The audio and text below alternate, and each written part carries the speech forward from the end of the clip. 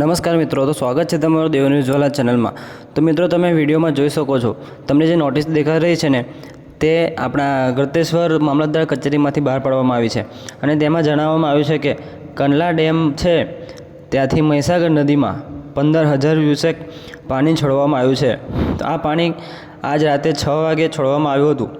તો મિત્રો, આ નોટિસમાં જણાવવામાં આવ્યું છે કે ગળતેશ્વર નદીનો જે પુલ છે ત્યાં આગળ ટ્રાફિક કરવું નહીં અને તે રસ્તો આજે બંધ કરવામાં આવશે, કારણ કે પાણી વધારે છોડવામાં આવ્યું છે અને પાણી છોડવાના કારણે મહીસાગરમાં અચાનક કંઈ પણ અકસ્માત ના થઈ શકે તે માટે આ નોટિસ બહાર પાડવામાં આવી છે। અને મહીસાગર નદીના કિનારે જેટલા પણ ગામો આવે છે તે બધા જ ગામોને હાઈ એલર્ટ જાહેર કરવામાં આવ્યું છે। તો મિત્રો, તમારું ગામ પણ મહીસાગર નદીની કિનારે છે તો તમે પણ થોડી સાવચેતી રાખજો અને ઘરનું કોઈ સદસ્ય નદી કિનારે ન જાય, અને જાય તો પછી તેનું થોડી સાવચેતી રાખીને જવું, કેમ કે પાણી છોડવામાં આવ્યું છે તો ગમે ત્યારે કોઈ બી સમયે પાણીની સપાટી વધી શકે છે।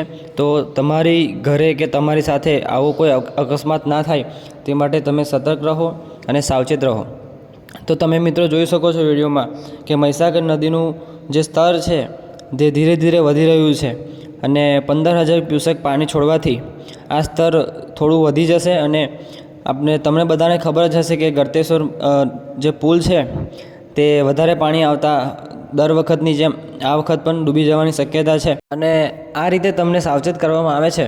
તો મિત્રો, આવી રીતે ગુજરાતની રોજ નવી અપડેટ જોવા માટે અમારી ચેનલને સબસ્ક્રાઈબ કરવાનું ભૂલતા નહીં, અને આ વિડીયો ગમ્યો હોય તો વિડીયોને લાઇક જરૂર કરજો અને એક સારી કોમેન્ટ જરૂર કરજો મિત્રો।